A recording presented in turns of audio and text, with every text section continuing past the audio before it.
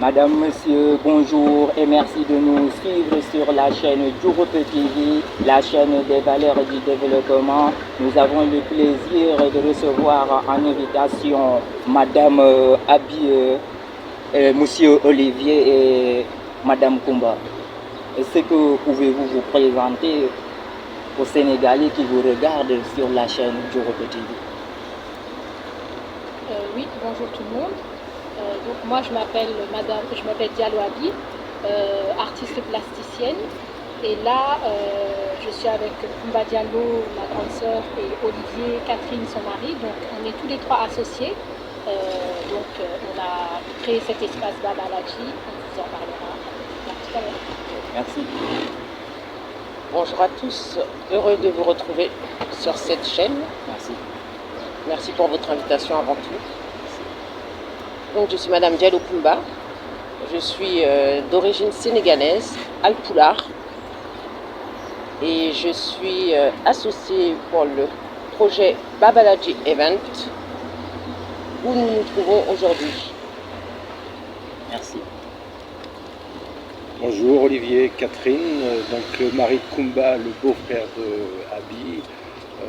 Je fais partie du projet Babalaji. Je suis au Sénégal de manière régulière, mais nous vivons à Paris. Ok, merci.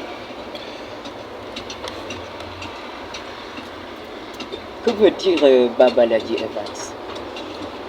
Alors, Babalaji Events. Babalaji Events est né il y a environ, le nom Babalaji Events est né il y a environ un an, une petite année.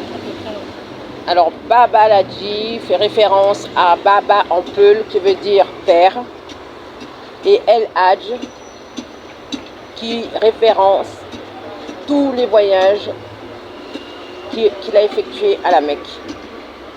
D'où Babalaji.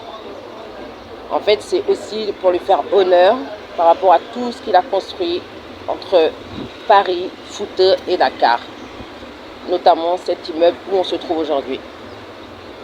Donc Babalaji Event, c'est un lieu qui se trouve donc à la Médina, rue 19 Angle Corniche, et qui, donc là où on se trouve aujourd'hui, c'est le rooftop, c'est la terrasse. Nous nous situons donc au 3e étage, et cet espace nous permettra d'organiser différents événements, différents événements autour de l'art, autour de la festivité, autour des festivités, excusez-moi. C'est un endroit où nous souhaitons créer un dynamisme à la Médina, plus précisément puisque nous nous y trouvons. Et l'objectif justement, c'est créer un lieu de vie. Si je vous ai bien entendu, donc Babalaji a été créé en hommage, ou bien? Exactement, c'est en hommage à notre père qui est toujours là, qui est présent, qui habite toujours ici, pour faire honneur à tout ce qu'il a construit sur son chemin de vie.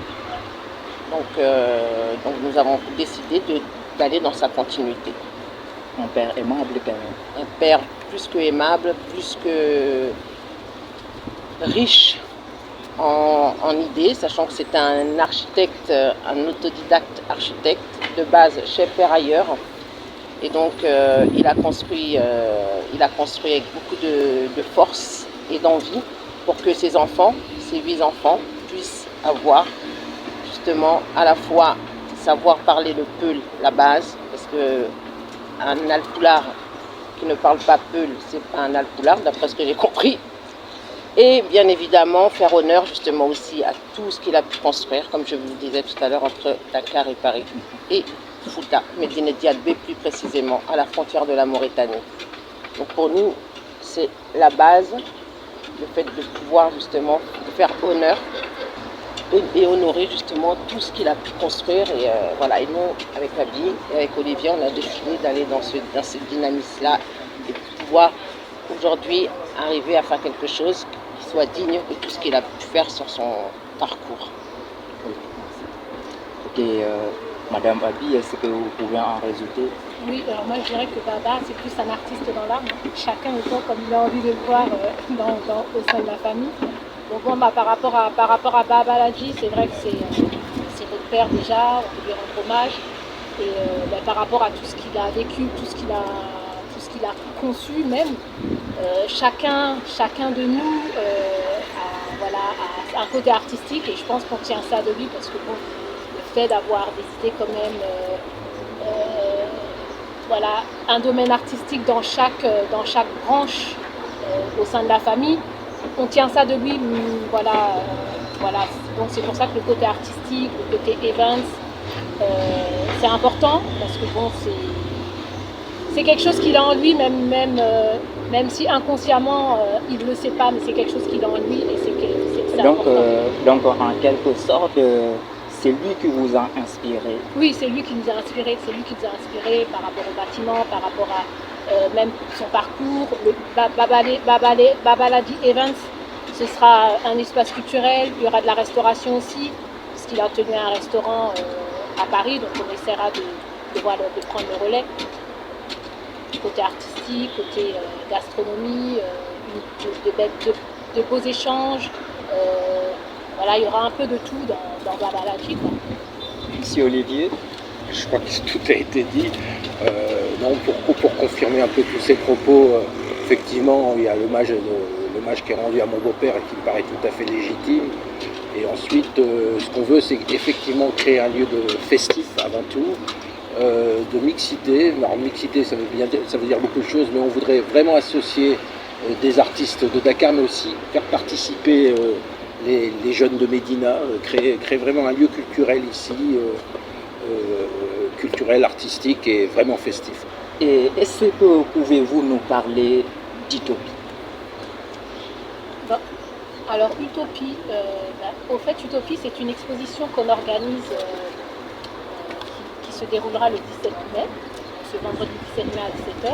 Donc on a un commissaire d'exposition, Mariam Abba, qui a invité des artistes sénégalais et étrangers. Et donc ce sera pour l'inauguration de l'espace. Donc ce sera une exposition de peinture, il y aura un défilé de mode, il y aura un relieur, il y aura un ensemble de designers. Donc tout ça, ce sera mêlé, mêlé dans cet espace-là. Et le nom Utopie, au fait, c'est vraiment l'imaginaire de tous les artistes déjà, la cohésion. Voir chacun a une vision artistique, une expression, des expressions différentes.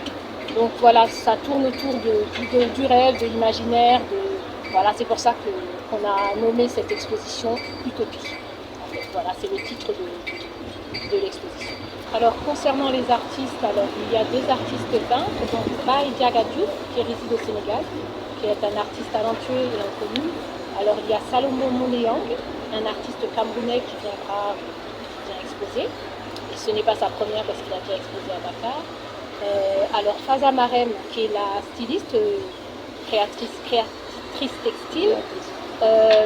Le Wacker Design, donc ils vont nous proposer des objets design, autour du design. Toussaint Moneyang, donc lui c'est le relieur, donc il va nous présenter sa collection, et des artistes de l'espace 26 qui viennent de France. C'est un collectif qui va nous présenter ses œuvres, notamment photos, vidéos. Et on a une photographe, Sornaba, qui est du Sénégal aussi, une jeune photographe que j'ai voulu promouvoir parce qu'elle entre dans le domaine artistique. Et puis voilà. Donc en quelque sorte, les artistes invités ce jour-là sont des artistes sénégalais et de la diaspora en quelque sorte. Exactement. Voilà. D'où le nom Utopie aussi. Tout ça c'est en lien parce que il y a tout ce mélange. C'est ce qu'on recherche quoi. Cette mixité, on en parlait tout à l'heure aussi. Et je confirme ce qu'elle dit. Et quels sont les défis à relever pour la réussite de cet événement? Pour la réussite de cet événement et surtout pour la réussite de Babaladji, vu que ce sera l'inauguration, on aimerait bien que déjà faire la promotion du site, que tous nos projets en cours, nos projets futurs se réalise et puis que toute la population de la Médina puisse, et de Dakar, puisse venir découvrir ce lieu. Et puis voilà, que ce soit c'est innovant, c'est quelque chose de nouveau, donc ça se passe super bien. Sachant qu'on a oublié de préciser aussi que c'est un lieu que les Dakarois ou les Médinois ou les différentes régions de Dakar, c'est un lieu qui peut être loué. Donc vous, en tant qu'individu, si vous souhaitez par exemple organiser un événement, vous pouvez louer cet espace. Ok, Donc ça, c'est quelque chose qu'on a oublié de préciser ici tout à l'heure. ok, monsieur Olivier. Rajouter le papier. Oui, bah, écoutez, on a effectivement pas mal d'ambition, ce qui est normal quand on lance une expérience entrepreneuriale. On aimerait vraiment que ce lieu plaise aux gens qu'on va accueillir. Abi a des tas de projets d'ateliers artistiques, il y a déjà des demandes qui sont en cours pour des participations, des locations de ce site.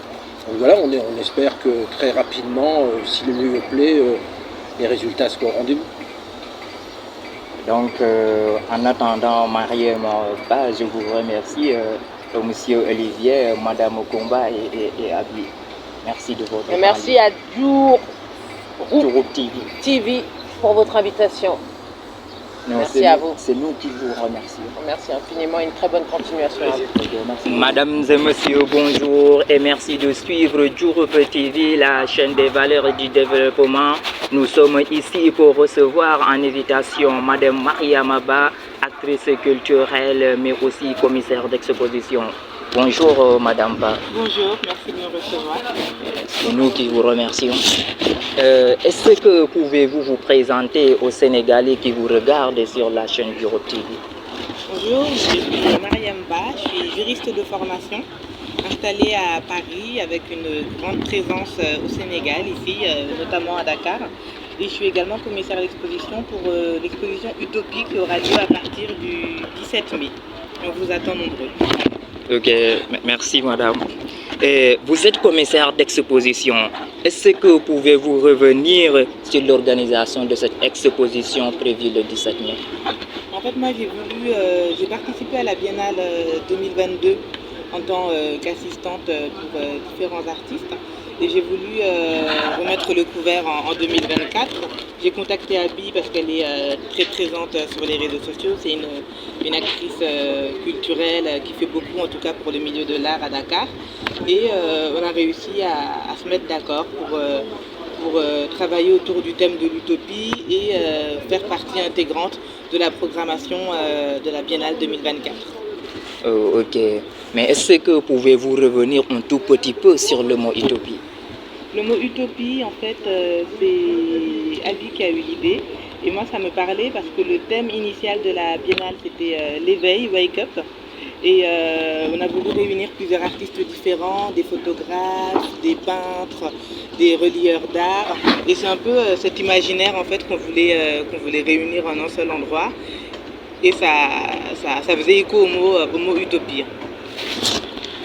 Vous savez, vous avez choisi plus de 7 artistes qui se distinguent les uns des autres. Comment avez-vous procédé pour réaliser vos choix? Vos choix. Donc je pense que autant Abi que moi, on ne voulait pas rester sur un seul domaine artistique. On ne voulait pas uniquement des peintres ou uniquement des photographes, ou uniquement des stylistes. Utopie, c'est vraiment la fête de l'art qui se ressent, rassemblement de plusieurs artistes. Et moi, j'ai fait appel à mon réseau. Il y avait des artistes que je connaissais déjà, dont j'appréciais le travail que je suis depuis plusieurs années. Et ils ont été assez emballés par l'idée.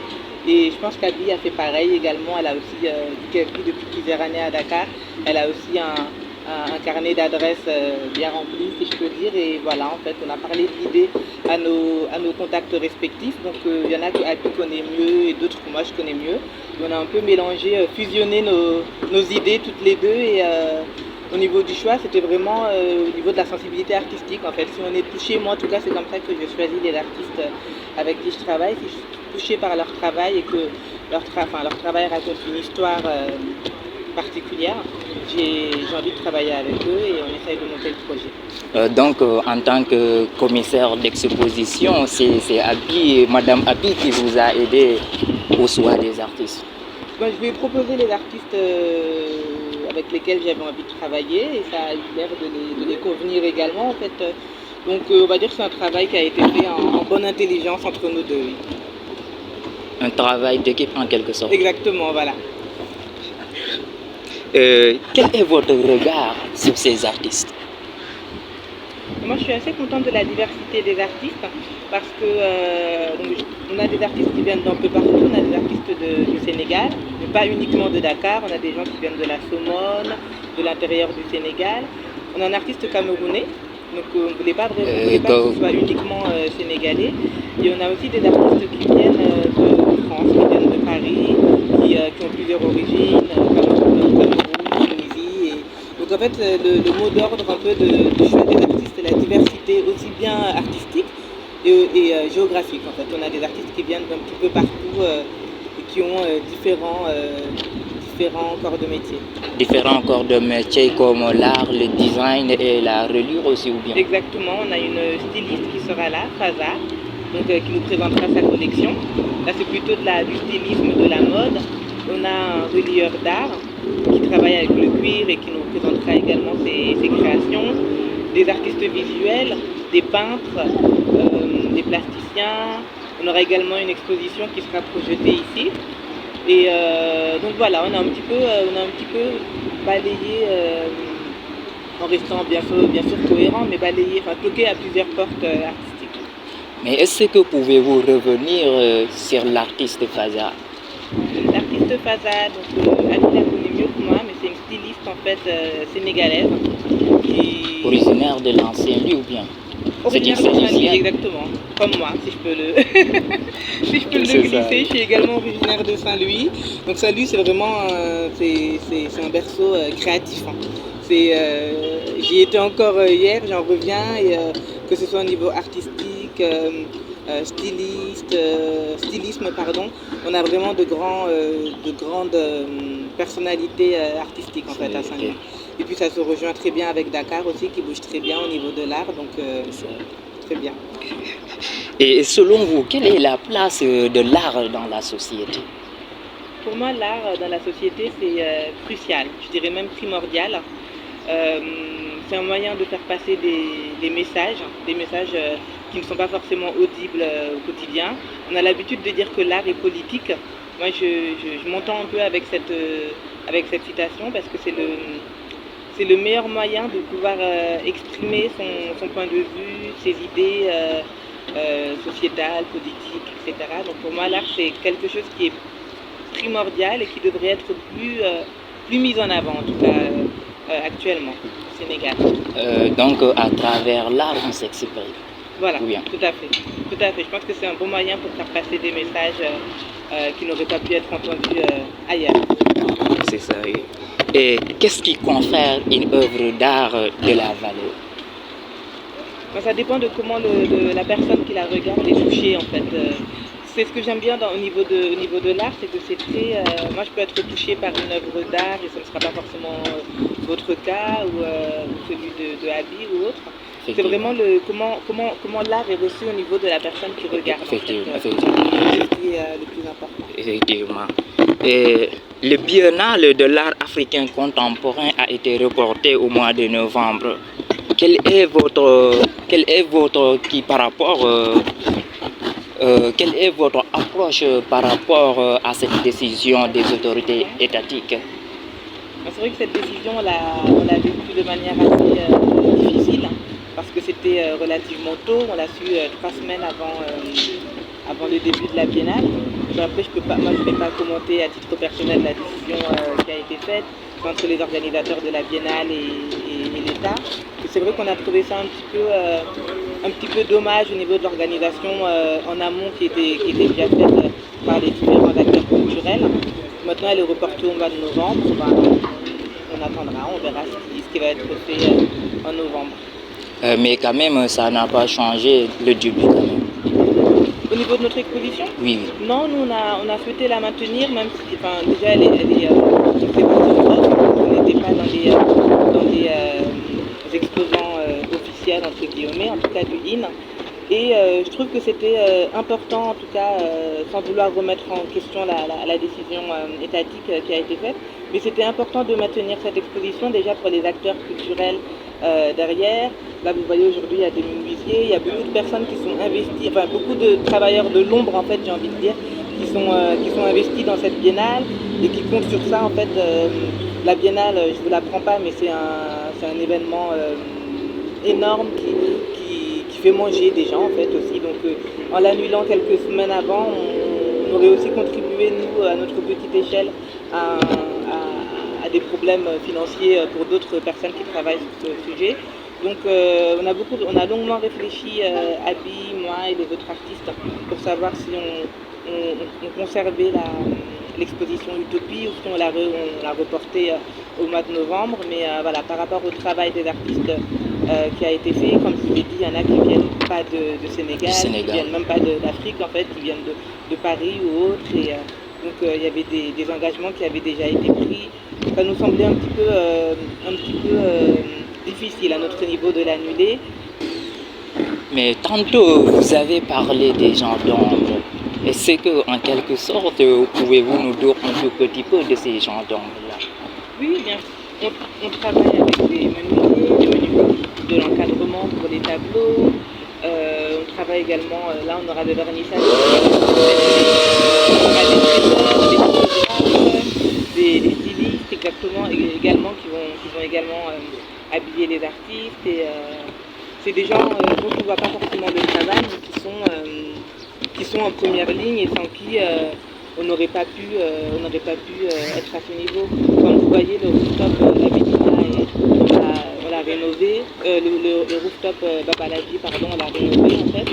Et c'est des gens qui travaillent dessus depuis plusieurs mois pour avoir un lieu sympa, accueillant pour les artistes. Donc c'est un travail de longue haleine qui est fait derrière en fait. Nous on vient, on s'installe, on se dit l'endroit est joli, mais c'est vrai qu'il y a beaucoup de personnes qui travaillent derrière. Et puis les artistes aussi également.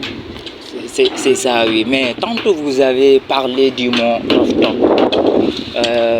À quoi ça sert ce rooftop? En fait, le rooftop, c'est le lieu où nous sommes actuellement. Ça permet d'avoir une vue en fait sur la Médina et d'être en hauteur. Et nous, moi j'ai aimé, en tout cas quand Abby m'a proposé de travailler avec elle, j'ai aimé le fait d'avoir un lieu différent qu'une galerie classique. En général, c'est très bien aussi, mais en général, on a des expositions qui se trouvent dans des galeries classiques, en fait, entre quatre murs fermés.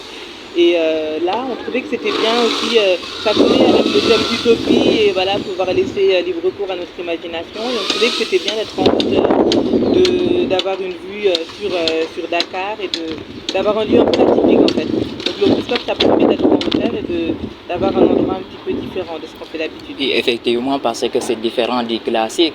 Voilà, exactement. C'est ça, oui. C'est ça, oui. Ok.